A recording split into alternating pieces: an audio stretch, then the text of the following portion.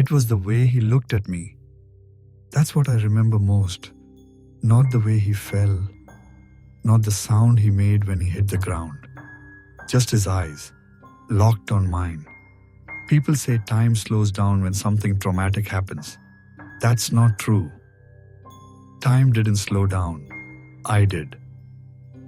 This is the story of the worst 30 seconds of my life, and how I realized too late that I might have been the last person who could have saved him. I was 17. I'd skipped my last class to clear my head. Walked home through a part of town I didn't usually pass through. It had just rained, and everything smelled like asphalt and metal. That wet city smell that somehow makes the world feel lonelier. That's when I saw him. A man, mid-40s, maybe 50. Neatly dressed but disheveled. His tie was loose. His steps were uneven. He was clutching his stomach. Not like he was sick, more like something had already happened. There was something strange in his hand. A crumpled paper bag. He threw it into a trash can as he passed. And then he fell, hard, right in front of me, like his body gave up all at once. His head cracked against the concrete. That sound still lives in my spine. And then he looked at me. I froze. That's not an excuse. It's just what happened. His eyes, they weren't panicked. They were tired, hollow. But there was something else, a kind of relief. Like the decision had already been made. It didn't feel like an accident. And I did nothing. Not at first. I just stood there. One foot behind the other. Like I was halfway out before I even arrived. My brain said call for help. My legs said get out.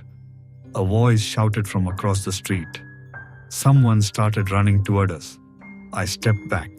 Then I turned and walked away. Just like that. I walked away from a dying man who might have just taken something to end his life, and who looked at me like I was the last thing anchoring him here. That night, I couldn't sleep.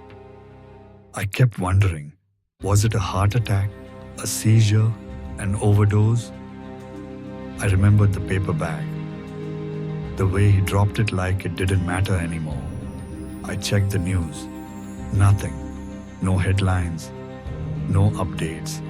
Just silence. But that silence felt louder than anything. What if he'd changed his mind at the last second? What if I was supposed to interrupt it, distract him, help him? And instead, I gave him nothing. I never told anyone. Not because I didn't care, but because I couldn't stand the version of me in that story. I buried him, pretended he wasn't real, but he was. And I remember his eyes like they're tattooed on mine. We tell ourselves we do the right thing, step in, speak up. But you don't know yourself until you're there.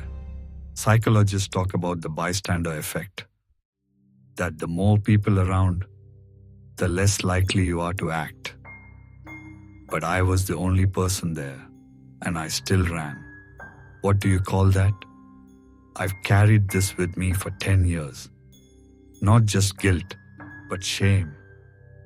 Shame for being a coward. Shame for not asking if he was okay. Shame for seeing death and choosing silence. Here's the part that never leaves me. If he'd lived, would he have remembered my face? And if he didn't die right away, did he wonder why the only person nearby just walked away? Pause. I don't have answers, just the silence.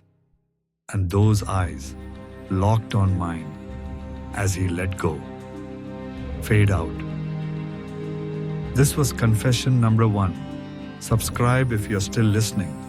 The ones that follow are even darker.